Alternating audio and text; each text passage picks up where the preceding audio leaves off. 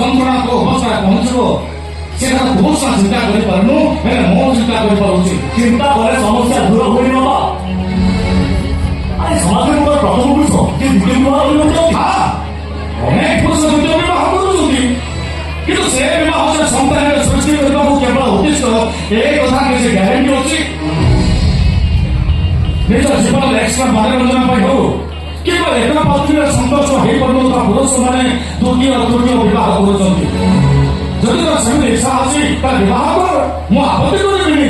କିନ୍ତୁ ସେ ପତ୍ନୀ ଏ ଘରେ ରହିପାରିବନି, ତାକୁ ନେଇ କୋଉ ବାହାରେ ରହିବ। ମୁଁ କୋଉଠି ରହିବି ସେଇଟା ଅଲଗା କଥା, କିନ୍ତୁ ପ୍ରଥମେ ମୁଁ ବାପା ହବାକୁ ଇଚ୍ଛା କରେ। ଆମ ସମାଜରେ ଅନେକ ଅବୈଧ ଶିଶୁ ରାସ୍ତା କଡ଼ରେ ବୁଲୁଛନ୍ତି, ଅନାଥ ଆଶ୍ରମରେ ଲାଳନ ପାଳନ ହେଉଛନ୍ତି। ସେମାନଙ୍କ ଭିତରେ କାହାକୁ ଧରି ଆଣି ବାପାରେ ପରିଚୟ ଦେଇ ମଣିଷ କରି ମଣିଷ କରେ ତ ବାପା ପରେ ତମ ସାର୍ଥକ ହବନି। କିନ୍ତୁ ଯଦି ସେତିକି କରିପାରିବ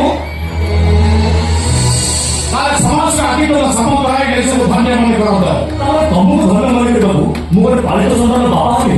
ନିଜ ଆଦର୍ଶ ସମ୍ମାନ ଥିବା ଗୋଟେ ଅପରିଷ୍କାର ସନ୍ତାନକୁ ବାପର ପରିଚୟ ଦେବି। ନିଜର ସୃଷ୍ଟି ହେଇଥିବା ସନ୍ତାନ ଯେ ଆଦର୍ଶ ମଣିଷଟି ହବ ଏ କୌଣସି ଗ୍ୟାରେଣ୍ଟି ଦେଇପାରିବ? ପାଳିତ ସନ୍ତାନରେ ଆଦର୍ଶ ମଣିଷ ହବ ତାର କି ଗ୍ୟାରେଣ୍ଟି ତମ? ତୋ ସହଶକ୍ତିରେ ମୁଁ ପସନ୍ଦ କରୁନି। ତୋ ଶତ୍ରୁକୁ ନିଜେ ପ୍ରମାଣ କରିଦେଉଛୁ ତୁ ଜଣେ ଆଦର୍ଶ ପୁରୁଷ ନୁହଁ। ମୋ ରକ୍ତ ସୃଷ୍ଟି ହେଇ ଯଦି ଆଦର୍ଶ ପୁରୁଷଟେ ହେଇପାରିବନି ତାହେଲେ ବାହାର ଗୋଟିଏ ଏକ ସନ୍ତାନଟି ଆଦର୍ଶ ହେଇଗଲେ ଅସୁବିଧା କୋଉଠି ଅଛି? ଆଦର୍ଶ ଆଦର୍ଶ ଆଦର୍ଶ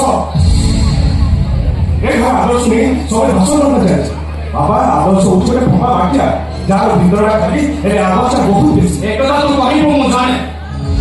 ବାପା ମୁଁ ବହୁତ ଭଲ କଥା କହିଲି। ନାଇଁ ନାଇଁ ତୁ ଭୁଲ ମୋ ଭାବନା ଥିଲା ଭୁଲ।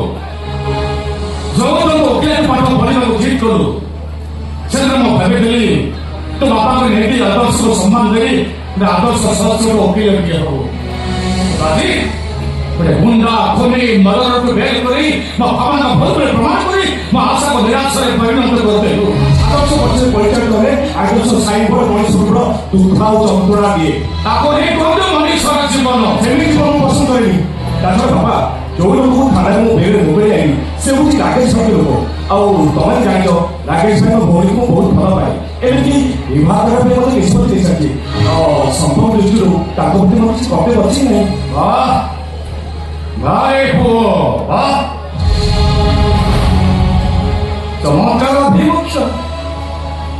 ବଡ଼ ପୁଅର ଶିକ୍ଷକତା ଜୀବନ ଆରମ୍ଭ ହେବା ବେଳେ ମୁଁ ଭାବିଥିଲି ମୋ ପୁଅ ଭଲ ଛାତ୍ର ଛାତ୍ରୀ ତିଆରି କରି ସୁସ୍ଥ ସମାଜ ଗଠନ କରିବାରେ ମୁଖ୍ୟ ଭୂମିକା ଗ୍ରହଣ କରିବ। ତାହା ହେଲାନି।